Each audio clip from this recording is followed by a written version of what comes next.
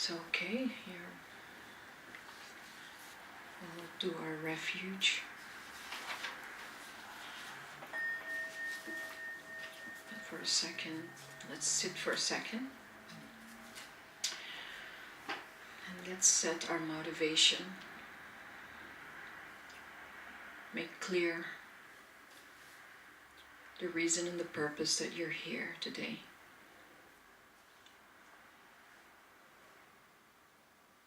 And aim for the ultimate aspiration.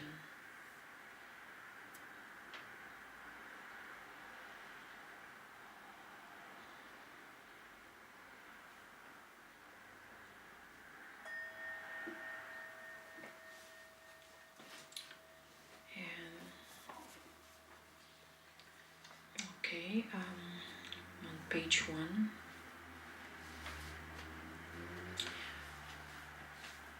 I will chant on Tibetan, but you can follow. It's a different version this time, and maybe it's easier. We'll chant twice in Tibetan and in English. Om Sangye Shodam Tsokki Sognam La Yang Chu Bardu Dagji Kyatsu Chi Dagji Jen Soy Gi Pe Zonam Gi Drolai Penche Sangye Drobar Joy Sangye Jodam Tsogki Tsognam La Yang Chu Bardu Dagji Kyatsu Chi Dagji Jinso Ji Pe Ji Raji Rolai Penshil Sangye Drobar Joy.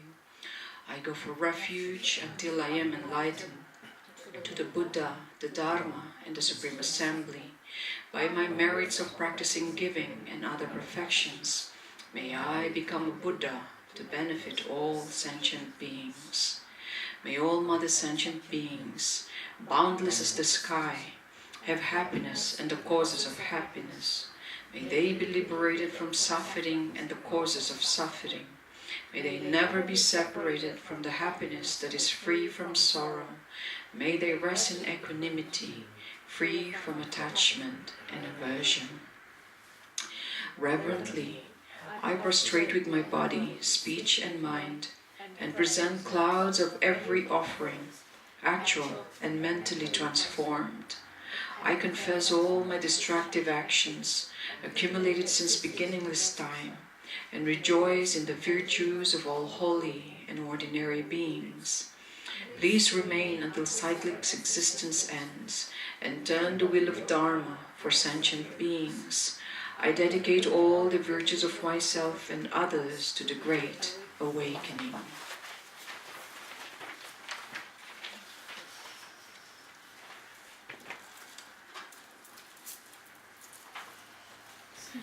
With this ground, anointed with perfume, flowers strewn, Mount Meru, 4 lands, a sun and moon, imagined as a Buddha land and offered to you. May all beings enjoy this pure land. The objects of attachments, aversion and ignorance, friends, enemies and strangers, my body, wealth and enjoyments, I offer these without any sense of loss. Please accept them with pleasure and inspire me and others to be free from the 3 poisonous attitudes. Idam Guru Ratna Manjalaka Neya Pratayami.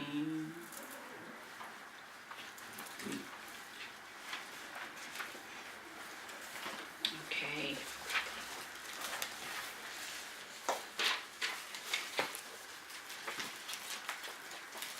Let's set aside our prayers. Okay. So this class, the topic again, we're going to continue. All right, the what we left out last time about taking refuge. All right, so we are.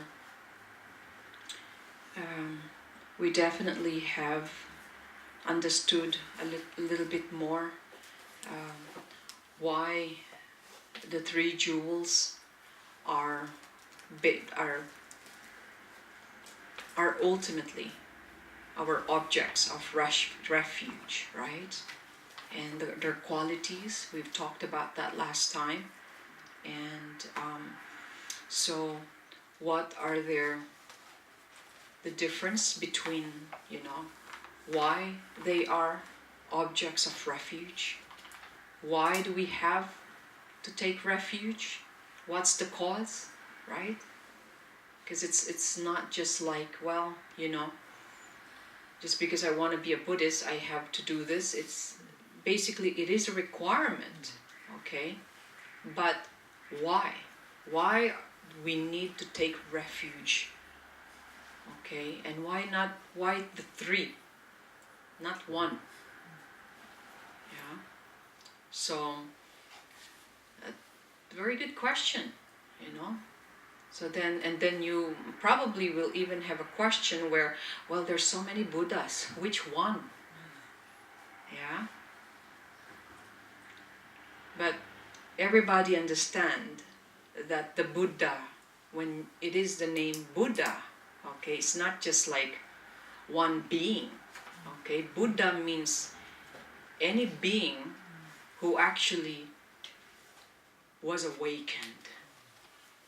Okay, awakened from what? Okay, this is very important. Like, why do you want to be awakened and enlightened, right? Awakened from what? Delusions. Yeah. Awakened from basically the mental obscurations, right? Yeah. So go ahead, Jeff. Go ahead. You want to sit over there? Oh, yeah. Yeah. Thank you. So, which is the quality of the Buddha basically is what? He exhausted the fetters to existence. Yeah. Meaning defilement, all the mental obscurations. He basically have conquered it all. That's why we call him the Shakyamuni Buddha. Really have shown that in that generation and until now. Okay, that is still, his time is in this degenerate age, we still feel it, right? Now, there are other Buddhas who actually also came before him, but of course, I don't think I was human then, because that's many kalpas ago, and then that's why the newest ever is Shakyamuni, because he became human, that many of our ancestors that we know, okay, have received teachings from him, our teachers and teachers back and to back, right? So he was the enlightened one. Enlightened meaning he's done, right? Meaning he has no more defilements. He conquered it all.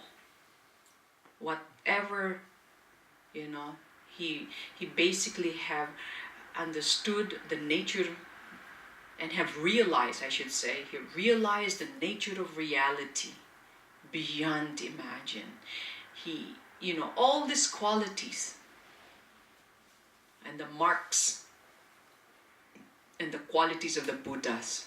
I mean, from what? From his body, speech, and mind. And at that time, basically, when you're done, you're done. You can no longer, it's like when you finish cleaning the cup, okay, how much more cleaning do you do? It's already clean, right? Like that. So that's the Buddha. He cleaned it all, finished, vanquished all this mental obscuration. Yeah. So, and then what that is that's from the Buddha, right? But the Buddha, in order for him to manifest to us, he has to have instructions, right? His teachings are basically his direct instructions, and that is the Dharma, right? So we take refuge to that. Without the Dharma, because now he is not here, he passed into parinirvana, right? But the one that he left is basically his teaching, that many more beings has gotten enlightened because of that, okay? And through the Dharma, okay? And so from the Dharma, all right, if it's just sitting here, who's going to teach this? And there goes the Sangha, okay? The Arya Sangha, who also have realized something, or at least have, okay? And these are what we call the monks and the nuns who got ordained, okay?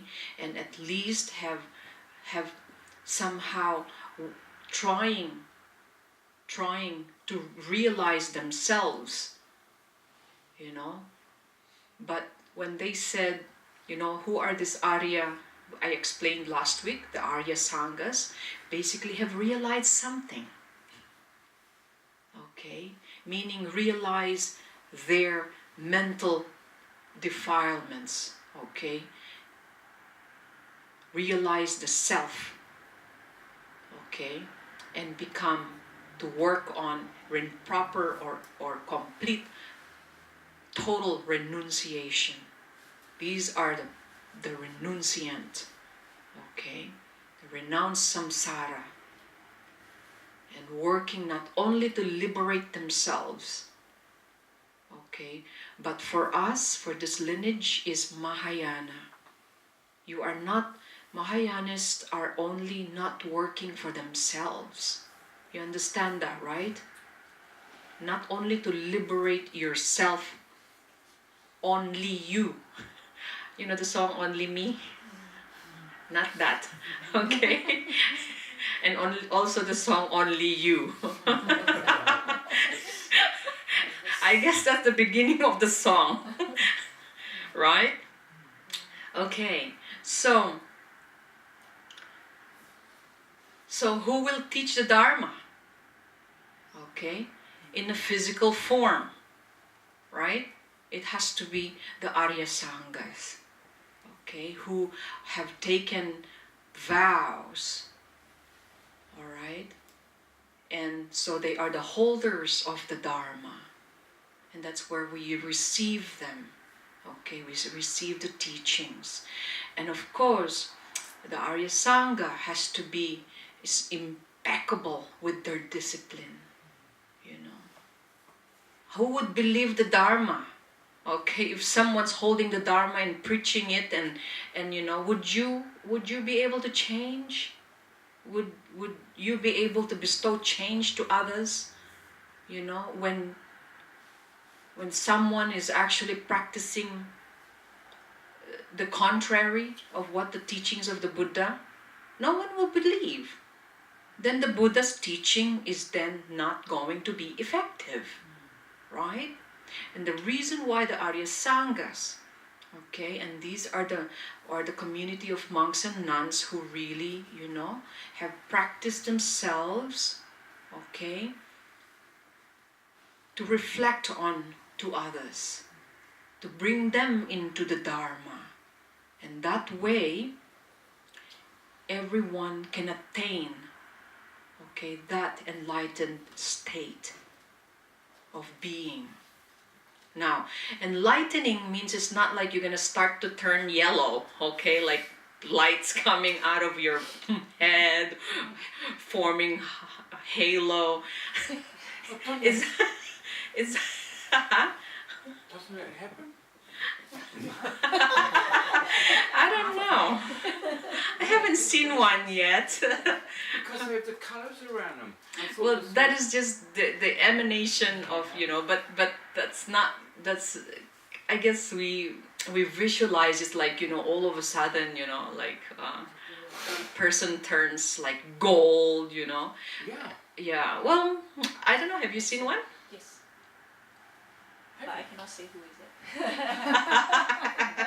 It could be, Yes. yeah, but that is just, representing light and things like that, and photos, and but the truth is, the Buddha Shakyamuni did, okay. And they have the flowers above the head. That's a great drawing. Yes, yeah. But what I'm saying is that you, that's not what enlightened means, okay? And enlightened means is the awakened state of the mind, meaning you realize the nature of reality, okay? And also you are enlightened when you basically have exhausted, okay? You dried up your mental obscurations.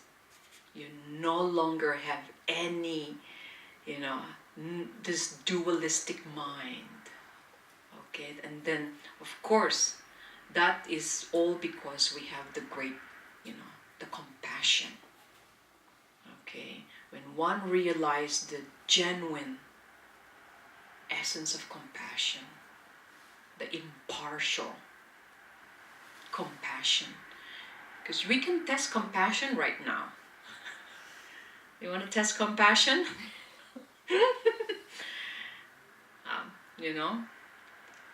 How you test compassion and love, let's just say love and kindness, is I will tell you right now, if I say, okay, go close to someone that irritates you and really look at this person and just give love. If you can do that, meaning genuine,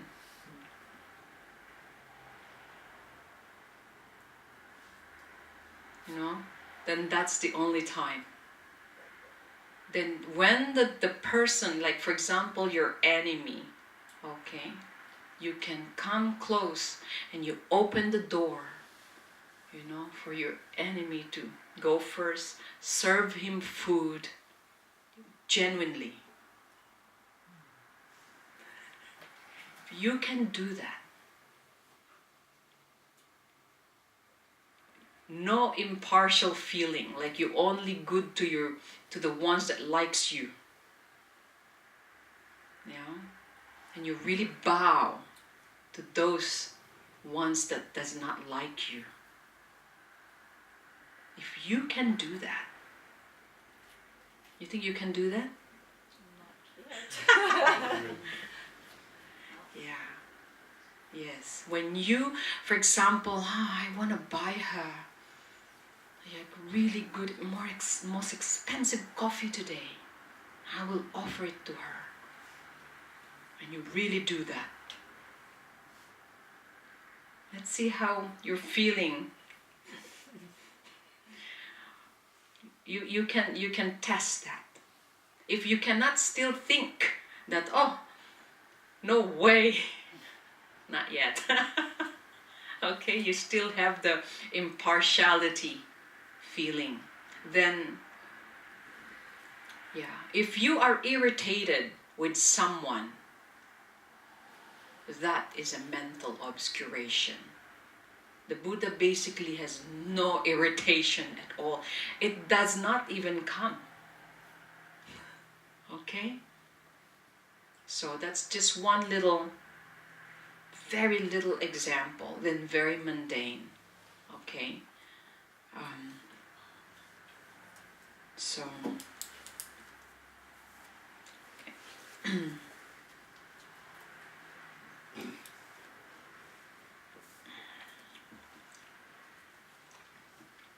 Any questions? Can the Buddha make a very fast decision? Even before, even before it's happening, he already knows. So he does not even make decision because he sees everything empty, you know. So I know. Okay, just 1 second. I'll go grab my other phone because just 1 sec.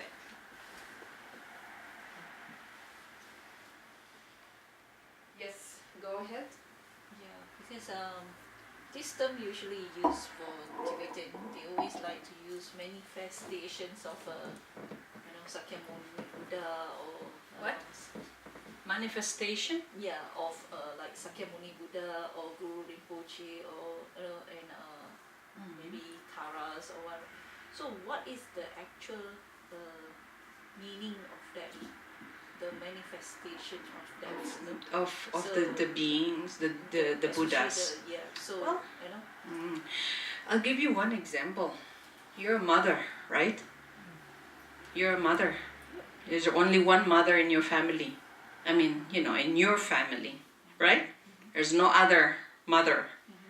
There's only one you, right? Okay, so you're in front of your child. Your child, you know your child, right? But you know your child also have many manifestation of the emotion, right? Your child sometimes like really happy, very good. You fold that thing and she folds, and then you throw the trash, and then one day she does, and then many days she doesn't, right? And then what does the mom do? Then you're gonna, sometimes, what happens? You're gonna get in a mood of scolding, right?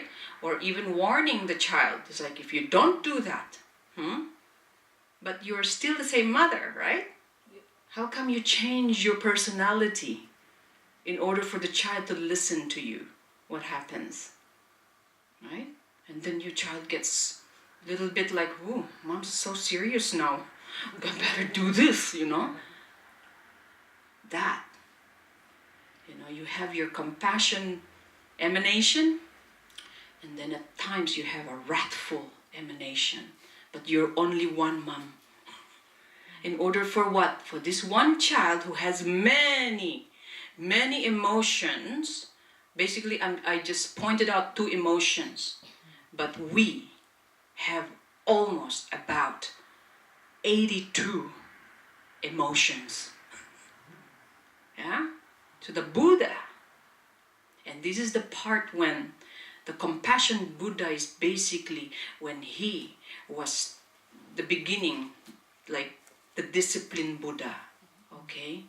He is like this, very disciplined, yeah? You know how the Buddha actually really clean everything, does it, yeah? Because of the nature of the discipline. That's one teaching. When there comes the Buddha also, why is he holding a sword? Yeah? Like, is that the same Buddha? Like, yeah, have you seen your mom actually scream at you? Yeah? It's because of our emotions that cannot be tamed by just like so discipline. It needs to be sometimes. You need a little bit of smacking, And I'm not saying that they would, but it's the same thing. I'm giving you an example. as you as a mother, and you scream at your child, but you're the same mom. Yeah, but they listen. There are some things that sometimes we have to be very strong, in order for the other person cannot be in tuned in that quality of teaching. Yeah, so they come in different forms because we need in different levels of need. You understand? Yeah. So then that's why they come in a wrathful form. Okay. And when they're wrathful, they technically go. They have a different form, but then they are there to actually grab you and snatch you out of your delusion, out of your crazy mode. Because come child, you wake up, and then you just whew, yeah, So that's just a very, very, it may not be the most profound, but that's the closest I can, yeah. But it has to have, of course, you cannot just go and learn all these Buddhas at one time. It's the same thing when a child, was born. You see? Imagine when the baby actually sees this flaming mom. That would be a traumatic thing for the child, But as you get to know your mom, the child gets to know the mother. As they're growing, they're also growing with deep pain and trouble and mental, because this is very complicated mind. All right? So then it come in different form. Yeah, and they do scold us. And same thing to you. If you never scold your child, they will never listen. So that's what it is. And so sometimes some Buddha, if one mind is so egotistic, all he thinks is, the ego is so strong. There are Buddhas who actually, the emanation of that Buddha, burn your ego. And this certain practice would help that. See? But that's a high level of practice, because you need to begin. Yeah. And that's the reason why. It's not like, we're making it up. Of course not. Yeah. Remember, the Tibetan Buddhism has the most complete text in all Buddhist canon. They have Vinaya, they have the discipline text, the Hinayana, they have that. The next one is the Mahayana, and then the last one is the profound, the profound practice, which is the Tantra. And they have the complete, they receive that, So that's the reason why. But again, you cannot go to the most advanced and profound practice, if you have not started the Hinayana path, which is basically what we are now learning. It's very important. This is it's like a ladder. Have you seen a ladder that doesn't have a steps? How can you get to the fifth step? I don't think so. I don't think so. You understand? Yeah. So where does Zen Buddhism fit into this? It's Hinayana.